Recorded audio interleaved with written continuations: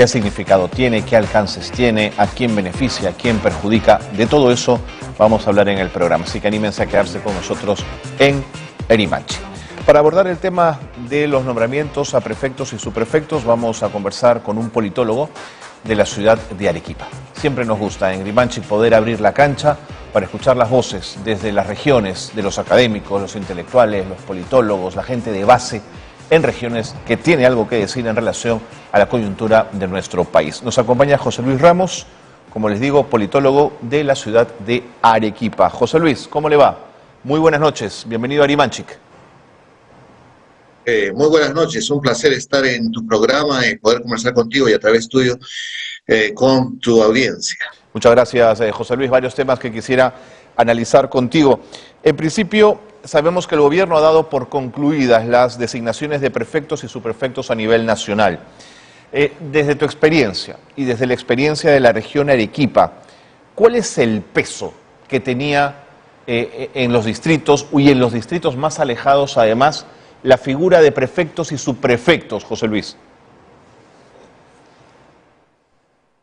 Bueno, el protagonismo de prefectos desapareció en el gobierno de Toledo, ¿no? El gobierno de Fujimori era una suerte de espadachín que salía a defender todas las medidas que daba la dictadura, y en el gobierno siguiente, el de Toledo, todavía había una presencia de la figura del prefecto. Pero desde allí prácticamente han pasado a un segundo o tercer plano, y los prefectos y subprefectos de este gobierno jamás han sido sentidos por la ciudadanía, nunca han tenido un protagonismo mediático, no son reconocidos en cuanto se escucha sus nombres como que son dirigentes de tal sector o algo por el estilo. Así que aquí, al menos en Arequipa, esa tesis de que las protestas han sido organizadas, planificadas desde las prefecturas, desde la subprefectura, no tiene sentido alguno, ¿no? De hecho, en las conferencias de prensa que se hacen, en las que aparecen las personas que quieren asumir el liderazgo de las protestas, no hay nadie vinculado a los prefectos, a los subprefectos, ¿no? El partido Perú Libre, que fue el que ganó las elecciones, el presidente Castillo, pues prácticamente fue barrido en las elecciones regionales y municipales, ¿no? Así que pensar que desde allí se organizan las protestas parece bastante alejado de la realidad. Pero es interesante cómo lo planteas, José Luis, porque el gobierno ha tomado una decisión justamente en ese sentido. Y la tesis es que los prefectos y subprefectos habían establecido una red, ¿no es cierto?, una suerte de andamiaje que permitía de alguna manera avisorar que Castillo sostendría el golpe de Estado del 7 de diciembre con esa red construida. ¿Te hace sentido lo que te planteo? No, en lo absoluto, ¿no? De hecho, las protestas hubieran estado desfasadas, ¿no? O sea, tendrían que haber sido pues un poco antes para que exista una posibilidad que la medida de disolución del Congreso llegue a cumplirse y que Castillo se mantenga en la presidencia, ¿no? Más bien es una reacción a la vacancia, ¿no? Una reacción a que la gente siente de que no tiene sentido ir a votar, porque finalmente quienes asumen el control del país son quienes pierden en las elecciones, ¿no? Entonces, bueno, ahora la actual presidenta va a nombrar a nuevos prefectos y nuevos subprefectos. Ojalá que esos prefectos y subprefectos pues estén vinculados al plan de gobierno, a la propuesta que se hizo en las elecciones, porque esa fue la que ganó. No vaya a ser que los prefectos y los subprefectos más bien nos recuerden a la época de la dictadura de Fujimori, o a la época del segundo gobierno de Alan García, o a personajes vinculados a Renovación Popular, Avanza País, etcétera, ¿no? Porque entonces allí nuevamente la gente, y con razón, se indignará porque siente que el voto no es una expresión ciudadana, sino más bien simplemente una farsa.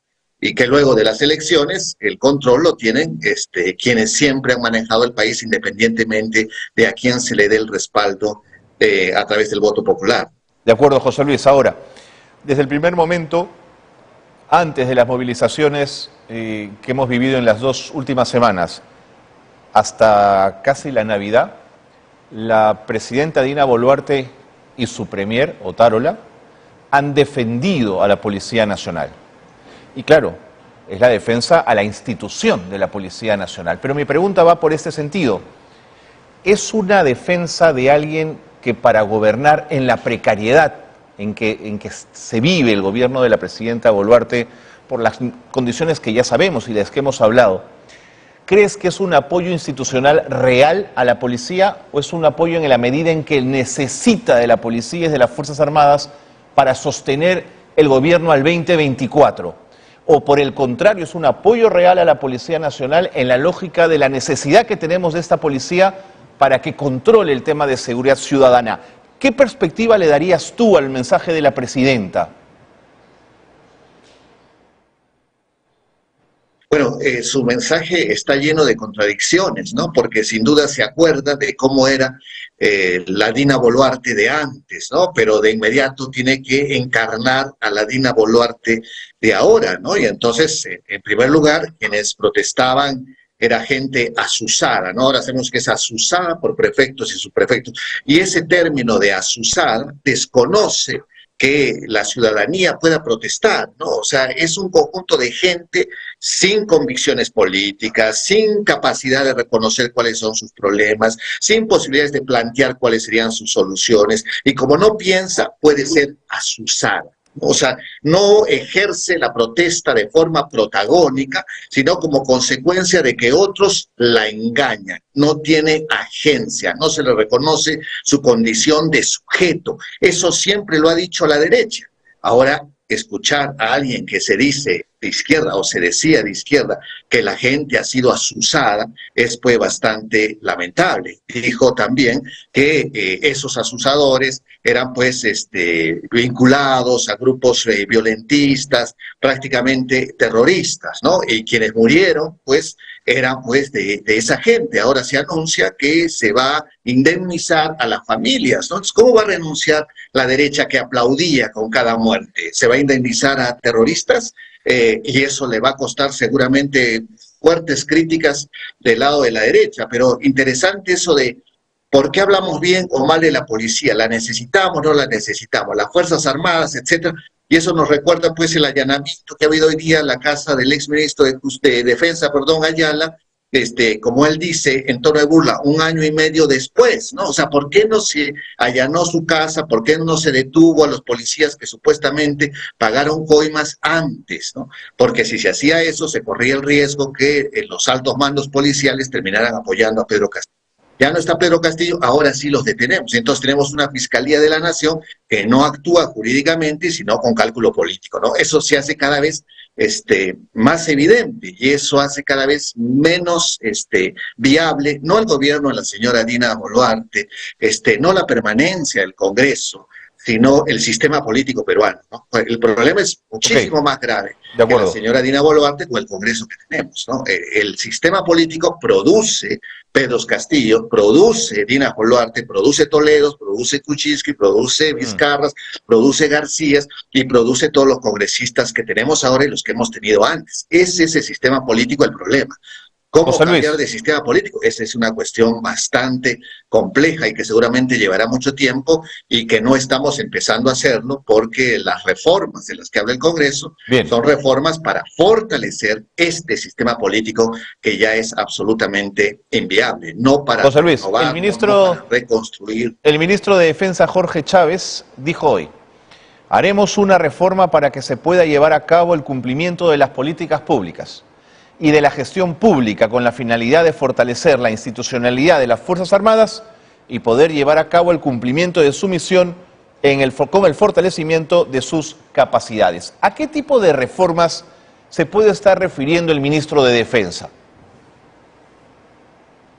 Bueno, en realidad con esas declaraciones habría que ser adivino para saber qué es lo que está queriendo decir, pero habría que recordar que ya el señor Pedro Castillo había señalado que si las regiones no eran capaces de ejecutar el presupuesto, pues entonces las Fuerzas Armadas se iban a encargar de los grandes proyectos en cada una de las regiones del país. Lo mismo que hizo Fujimori, ¿no?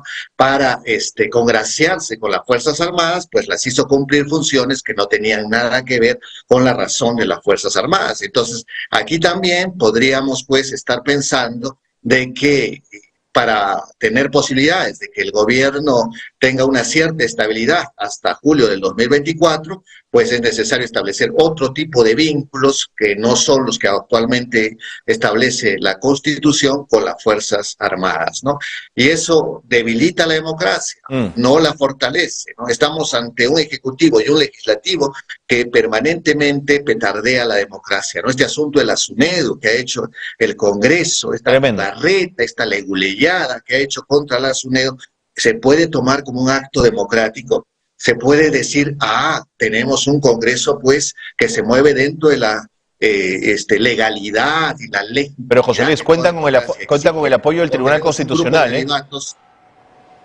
¿Perdón? Cuentan con el apoyo del Tribunal Constitucional en el tema de SUNEDU, ¿no? Y ahora sabemos que esa demanda que la pusieron contra ellos mismos, ¿no? Fue asesorada por 3 ex magistrados del Tribunal Constitucional, ¿no? Entonces, eso fortalece la democracia, eso le da legitimidad al Tribunal Constitucional, que es una institución fundamental para que funcione toda democracia, ¿no? Entonces, estamos ante atentado tras atentado contra la democracia, y quienes salen a protestar más bien que están intentando defender la democracia, están tratando de salvar la democracia en el país, pero quienes quieren dinamitarla pues presentan a quienes protestan como vándalos, como ejecutores de una violencia irracional, etcétera, ¿no? Sin duda se han cometido delitos y atentados contra la propiedad pública y la propiedad privada, pero hay pues que individualizar quiénes lo cometieron, quienes lo planearon, si es que hubo planificación al respecto, y aplicarles la ley. Pero esos serán decenas, ¿no? Y quienes han salido a protestar son miles. José Luis. Entonces, y esos miles además representan a cientos de miles que sienten pues que ellos votaron por una opción y que está gobernando la que perdió.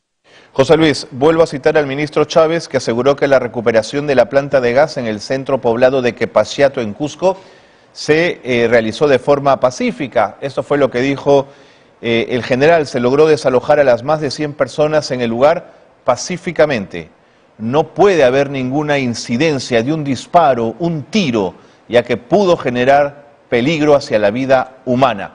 Yo creo que la declaración hay que saludarla, pero ¿cómo se condice esto con lo ocurrido en las 2 últimas semanas en nuestro país?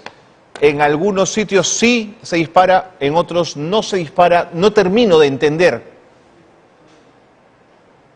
Es que los mensajes del gobierno son absolutamente contradictorios porque está en una situación contradictoria, ¿no? O sea, tenemos como presidenta a quien defendía con capa y espada a la Asamblea Constituyente, y ahora su discurso es completamente distinto, ¿no? Dice ella que ha cambiado su discurso porque ella tiene que gobernar no para quienes votaron por ella, sino para todos los peruanos y todas las peruanas, lo cual es cierto, pero tiene que gobernar con el plan que propuso en las elecciones, porque si no, ¿para qué hay elecciones, ¿no? Si independientemente de lo que se proponga en la campaña, una vez en el sillón presidencial, hay que gobernar, ¿no?, con una posición que no es la que yo propuse, entonces ¿para qué hay elecciones? Entonces, esa contradicción en la que el gobierno se ha sentado, ella dice que ha asumido la presidencia constitucionalmente porque ella fue parte de una plancha. Efectivamente fue parte de una plancha, pero no está representando a esa plancha, no está encarnando el discurso que tuvo esa plancha, y en la Constitución no dice que cuando el presidente es vacado, la vicepresidenta asume, pero con el plan de gobierno de quienes perdieron. Eso no dice la Constitución. José Luis, ¿no? Otra pregunta en relación a Arequipa. Sí. ¿Cómo se están valorando los esfuerzos del Ejecutivo, de la presidenta Boluarte, por encontrar formas de diálogo que de alguna manera devuelvan definitivamente la paz social sin necesidad de los estados de emergencia? Entiendo que los ministros iban a desplegar por algunas zonas, iba a haber espacios de diálogo, no sé si los gabinetes descentralizados, pero sí una suerte de diálogo. Eso fue lo que el gobierno ofreció. ¿Eso ya ocurrió en Arequipa? ¿Ha habido esas aproximaciones? Sí, y el resultado fue espanto, ¿no? La ministra de Transportes vino aquí para hablar con los pobladores que estaban tomando la carretera en la zona de Chala, ¿no?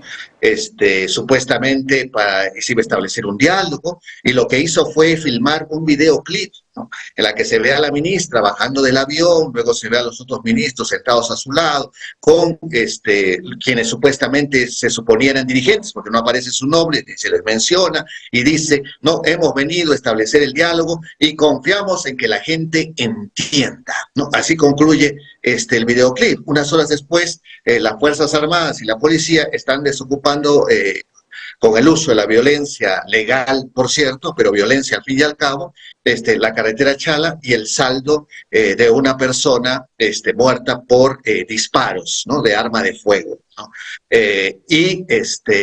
Entonces ese videoclip sonaba a burla, ¿no? Y además, ¿qué venían a ofrecer, ¿no? Decía, les ofrecemos agua potable, les ofrecemos servicio de desagüe y alcantarillado.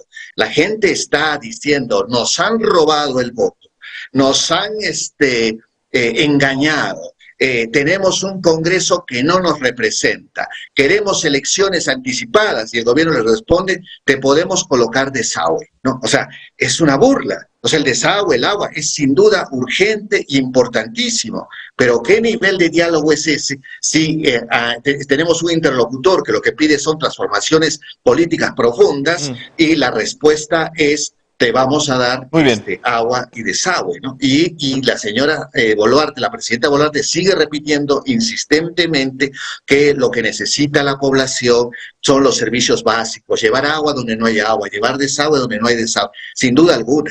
Pero eso se tiene que hacer con no solo legalidad, sino legitimidad. Correcto, y el sistema político peruano ahora está en una crisis tremenda de legitimidad. José Luis, muchas gracias por habernos atendido esta noche, gracias por esa perspectiva, por esa mirada que has querido compartir con todos esta noche en Limanchik. Un abrazo, muchísimas gracias. No, al contrario, muchísimas gracias por la oportunidad y hasta pronto. José Luis Ramos, politólogo, que desde la ciudad de Arequipa nos daba sus impresiones. Recuerden que en Limanchik todas las voces son bienvenidas, muy críticas.